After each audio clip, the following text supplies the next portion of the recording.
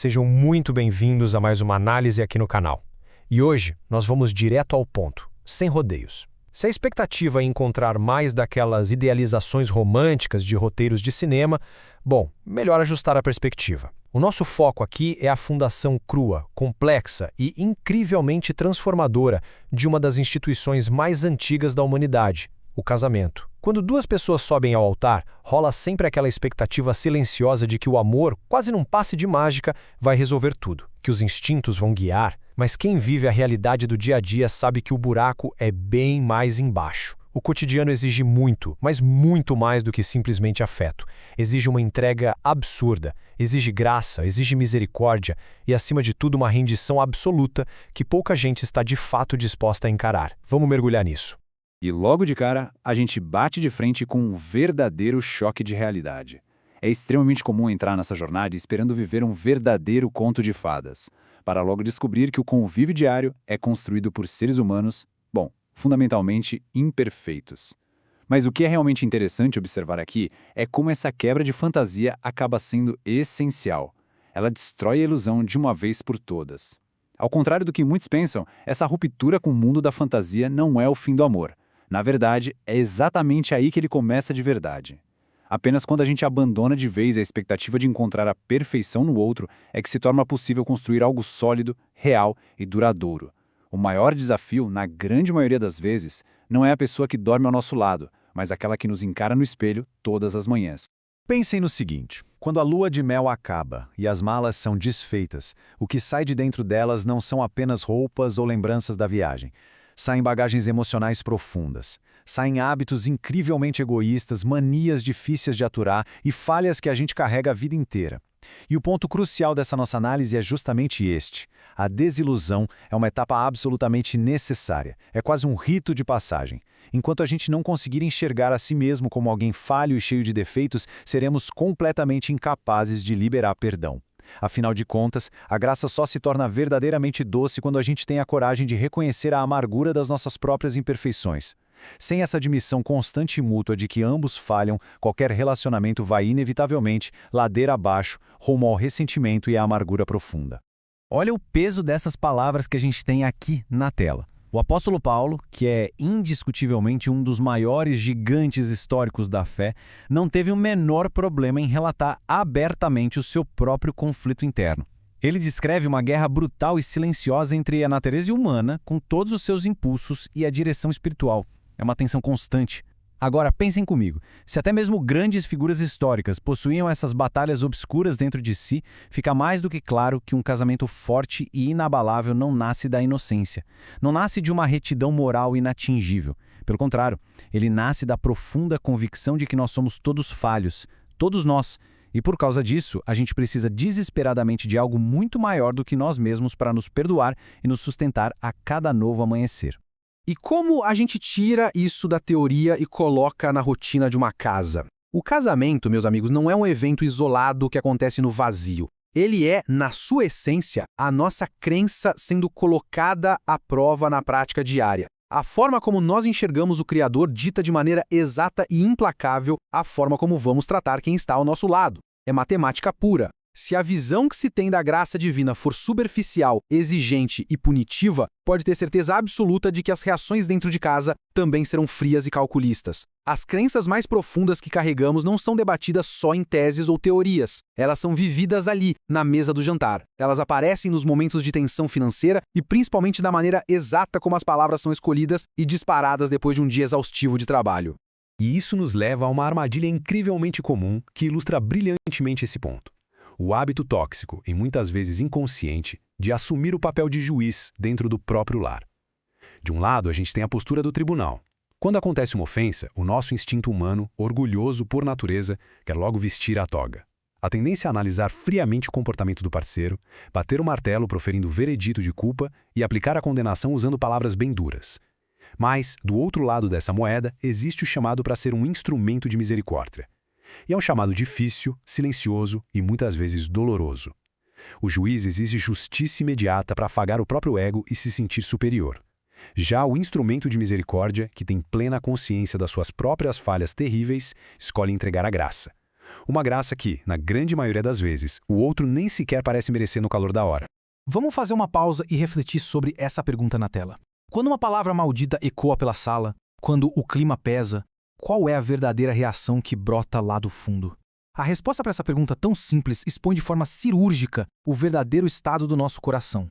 Uma resposta explosiva, carregada de fúria, ou até mesmo aquele afastamento gélido, aquele tratamento de silêncio punitivo. No fim das contas, essas atitudes revelam a nossa própria falta de graça interna. Vamos ser muito honestos. É infinitamente mais fácil apontar o dedo indicador para o erro alheio do que lidar com a impaciência, com o egoísmo e com aquele orgulho inflamado que fervilham de forma invisível dentro de nós. A vida a dois não é para amadores. Ela exige uma prática diária, meticulosa, de perdão contínuo. E esse processo precisa fluir naturalmente, precisa virar hábito. O primeiro e mais doloroso passo dessa jornada é abandonar aquele tribunal mental que a gente acabou de falar. Tem que descer do pedestal. E somente depois de abrir mão desse papel de juiz é que se torna possível ter a decência de reconhecer as próprias falhas antes de jogar os erros na cara do outro. Atenção aqui, entregar graça em vez de condenação não significa de forma alguma fechar os olhos de maneira ingênua para os erros. Não é passar a mão na cabeça. É tratar o problema com o cuidado e a firmeza de um mentor maduro e nunca com a fúria cega de um inimigo no campo de batalha. E enquanto essa dinâmica se desenvolve, é fundamental entender que o tempo de mudança do outro não está sob o nosso controle. A gente precisa confrontar os problemas visando o arrependimento e a restauração genuínos, e jamais aquela vitória vazia em uma discussão de fim de noite, só para dizer que estava com a razão. Agora nossa análise nos conduz diretamente para o clímax do que realmente significa viver em prol do outro, a intimidade e a entrega mútua. A gente precisa arrancar de vez, pela raiz, essa visão romantizada, mundana e absurdamente egoísta que a modernidade gosta de projetar sobre a sexualidade. Nas escrituras originais, a intimidade física nunca é tratada como um mero instinto animal de autossatisfação ou um joguinho manipulador de poder. Ela é descrita como uma aventura profunda, imensamente poderosa e de devoção absoluta. É um ambiente sagrado e exclusivo onde todas as máscaras caem, as armaduras são jogadas no chão e onde o ato de servir atinge a sua forma mais nua, honesta e vulnerável. Prestem muita atenção nesta instrução em específico. 1 Coríntios capítulo 7, versículo 4. É um texto que carrega uma autoridade simplesmente avassaladora e que estilhaça qualquer regra da nossa sociedade moderna. Essa concessão mútua dos direitos corporais que o apóstolo Paulo descreve é a expressão máxima, a prova definitiva de submissão e serviço no matrimônio. É uma inversão completa de toda a lógica egoísta na qual fomos ensinados a viver. O mundo lá fora grita o tempo todo pela independência total, dizendo que os direitos individuais devem estar acima de absolutamente tudo. Mas dentro da aliança conjugal, a história muda. O corpo entregue de forma voluntária e alegre, como um ato profundo de sacrifício, proteção e amor. E vamos deixar claro, não tem absolutamente nada a ver com domínio opressivo ou anulação abusiva. Trata-se da beleza inigualável de pertencer por inteiro a outra pessoa, buscando em primeiro lugar o contentamento e o bem-estar de quem se ama. E logo no versículo seguinte, o autor bíblico mostra que não recua nenhum milímetro diante da complexidade do assunto. Muito pelo contrário. Ele traz a sexualidade diretamente para a luz e a coloca sob os cuidados majestosos do Criador. A intimidade conjugal é apresentada aqui como uma defesa vital. Ela funciona como uma muralha de aço que protege a mente, que guarda os olhos e blinda o coração contra as tentações pesadas e implacáveis que bombardeiam qualquer ser humano diariamente. Reter essa entrega íntima como uma forma de punição, agir com frieza proposital, ou pior ainda, usar a intimidade como moeda de troca, é um erro fatal. Isso não apenas fere gravemente a aliança do casal, mas literalmente implode de dentro para fora o escudo que foi desenhado exatamente para manter aquele relacionamento seguro e intocável contra as corrupções de fora. Portanto, a satisfação sexual verdadeira, aquela que é madura e feita para durar a vida inteira, nunca vai ser encontrada na busca cega e desesperada pela própria realização. Por mais paradoxal que pareça para a mentalidade moderna, a plenitude encontrada na busca generosa pela alegria e pelo prazer do outro. A intimidade é a argamassa que consolida o casamento como uma fortaleza blindando as emoções e o físico, transformando a união em um verdadeiro porto seguro. E quando a chave vira, quando o foco deixa de ser aquela mentalidade infantil de querer sempre extrair algo e passa a ser como servir, como proteger e como deleitar o parceiro, a vida íntima deixa de ser um terreno árido de frustrações ou ressentimentos silenciosos e se converte numa fonte inesgotável de força, unidade e cumplicidade formidável. Mas a gente precisa ser extremamente lúcido e pé no chão agora.